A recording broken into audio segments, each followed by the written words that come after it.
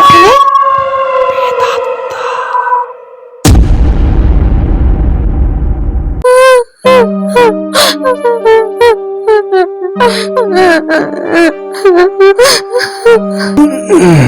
কে যেন কাঁদছে মনে হচ্ছে। লাইটটা চালাই। ঘরে তো আমি ছাড়া কেউ নেই, তবে কাঁদছে কে? বাইরে থেকে শব্দটা আসছিল হয়তো। দূর, একে তো প্রচন্ড শীত, আর তাছাড়া এখন 1:30 বাজে। কে এই কম্বল ছেড়ে এখন উঠবে? যে যা পারে করুক গে। আমি শৈশব, পেশায় একজন ফটোগ্রাফার। পুরোনো দিনের ফটো নিজের ঘরের গ্যালারিতে রাখা আমার একটা নেশা বলতে পারেন। সেদিন রাতে আমার সাথে যে ঘটনাটি ঘটেছিল, নেহাত আমি সেই ঘটনাকে পাত্তা দিইনি। মা, ও মা, খাবার রেডি করো, বেরোতে হবে। তুই যে কখন ঘুমাস আর কখন যে ঘুম থেকে উঠিস কিছু বোঝা যায় না বাপু। আবার এত সকাল সকাল কোথায় বেরোচ্ছিস? এ বাবা, তুমি তো সব গুলিয়ে ফেলেছো দেখছি। কাল রাতেই তো তোমাকে বললাম আজ অযোধ্যা পাহাড়ে যাব ফটোশ্যুট করতে। সকাল সকাল কুয়াশায় ঢাকা পাহাড়ে উঠে গাছপালা পশু পাখির ছবি নিতে যা লাগবে না। যাকে, তুমি খাবার বাড়ো, আমার লেট হচ্ছে। সকাল সকাল ক্যামেরা নিয়ে বেরিয়ে পড়লাম অযোধ্যা পাহাড়ের উদ্দেশ্যে। দারুণ লাগছে, মেঘ যেন পাহাড় ছুঁইছে। এমন সুন্দর মুহূর্তের ছবি না নিয়ে কি থাকা যায়? শৈশব শৈশব শৈশব শৈশব শৈশব। কেউ যেন আমার নাম ধরে ডাকছে মনে হয়, ফোন আর শুনতে পাচ্ছি না। যাকগে, হয়তো আমার মনের ভুল। শৈশব শৈশব শৈশব। এবার আমি নিশ্চিত আমাকে কেউ ডাকছে, বাট কে? কে তুমি? কে তুমি? কে তুমি? আমাকে চেনো কি? চেনো কি? হ্যালো হ্যালো হ্যালো হ্যালো, কে তুমি? সামনে এসো, সামনে এসো। কি হলো? কি হলো? কি হলো? ধুর, কোনো সাড়া পাওয়া যাচ্ছে না। যে হয় হোক গে, বাড়ি যাই এবার। বাজারে না গেলে বাড়ি আবার রান্না বন্ধ হয়ে যাবে। হ্যালো। হ্যাঁ বল। বলছি বিজয়, তুই কোথায় আছিস? এই তো বাড়িতে। কোনো আর্জেন্ট আছে নাকি? না, তেমন কিছু না, তোর সাথে কিছু কথা ছিল। কি কথা বল। তোর সুচরিতার কথা মনে আছে? হ্যাঁ, সে আবার থাকবে না, বাট হঠাৎ ওর কথা বলছিস যে? সেই স্মৃতিগুলো মনে পড়ে গেল, তাই তোকে বলছি। ভোরপেচ না মেরে কি বলতে চাস খোলাখুলি বল না।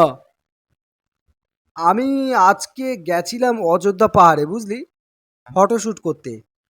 হঠাৎ কেউ আমাকে পেছন থেকে যেন ডাকলো। আওয়াজটা শুনে মনে হলো সুচরিতার। সেই আমার বান্ধবী, বুঝতে পেরেছিস? চিনতে পেরেছিস তুই?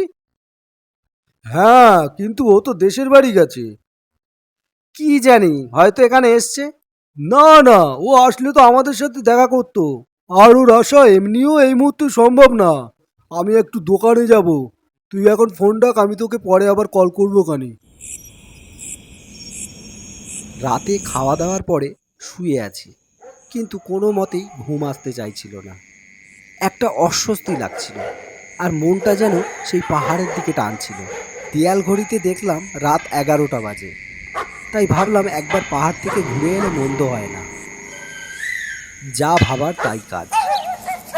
ক্যামেরাটা সাথে নিয়ে সোজা চলে গেলাম পাহাড়ে। দু একটা ফটো তুলতে না তুলতে আবার সেই ডাক শুনতে পেলাম, কিন্তু সেই ডাকটা এবারে আমার একেবারে কাছ থেকে পেলাম। সুশোভন, কি ব্যাপার? তুমি এত রাতেই পাহাড়ে? আর তুমি কবে এসছো এখানে? আর তুমিই কি সকালবেলা আমাকে ডাকছিলে? হ্যাঁ আমি তোমাকে ডাকছিলাম। তুমি এখানে কবে আসলে? আর এসেছো যখন আমার বাড়িতে যেতে পারতে। তুমি এভাবে লুকিয়ে লুকিয়ে আমাকে ডাকছো কেন? সব ঘটনা আমি খুলে বলছি, তুমি মন দিয়ে শোনো। বিজয় আমাকে ভালোবাসতো, কিন্তু আমি ভালোবাসতাম তোমাকে, সেই প্রথম দিন থেকে। বিজয়? কোন বিজয়? আমাদের সাথে পড়তো যে বিজয়, ওই বিজয়ের কথা বলছো? হ্যাঁ আমি তার কথাই বলছি। বিজয় আমাকে অনেকবার প্রপোজ করে, কিন্তু আমি বারবার রিজেক্ট করে দিই, কারণ আমি তোমাকে ভালোবাসতাম। তুমি এই কথাটা জানতে না। আমি তোমাকে অনেকবার বলার চেষ্টা করেছি, কিন্তু পারিনি। বিজয় একদিন ফোন করে বলল আমাকে অযোধ্যা পাহাড়ে আসার জন্য। সে নাকি তোমার সঙ্গে আমার দেখা করাবে। বিজয়ের কথা মতো আমি এসেও ছিলাম, কিন্তু আমি জানতাম না সেটা আমার জীবনের শেষ দিন হতে চলেছে। বিজয়, শৈশব কোথায়? শৈশব? কোথায় শৈশব? কে শৈশব? ওই শৈশবের জন্য আমি আমার ভালোবাসা পেলাম না, আর তোমাকেও আমি তোমার ভালোবাসা পেতে দেবো না। তোমাকে প্রপোজ করেছি, কিন্তু তুমি প্রত্যেকবার আমাকে রিজেক্ট করেছো। আজ তোমার শেষ দিন।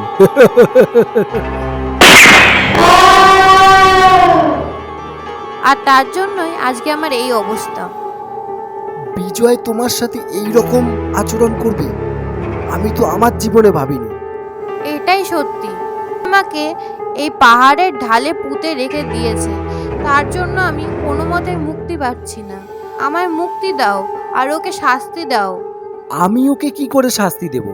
আমি এখন যদি পুলিশের সাথে বলি যে এরকম আমি একটা ভূতের সাথে কথা বলে আমি এফআইআর করতে এসেছি, তাহলে তো সবাই আমাকে হাসবে আমার দেখে।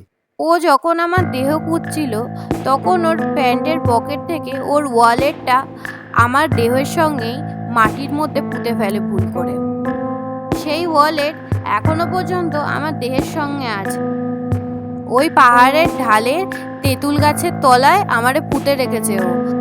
আমার দেহ যদি পাও, তাহলে তার সঙ্গে প্রমাণও পেয়ে যাবে। ঠিক আছে সুচরিতা, যদি তোমার কথাগুলো সত্যি হয়, তবে আমার বন্ধু বিজয় আমার যতই কাছের বন্ধু হোক না কেন, ওকে শাস্তি পেতেই হবে। দিন সকালবেলা কাছের পুলিশ স্টেশনে গিয়ে সব কথা খুলে বলি।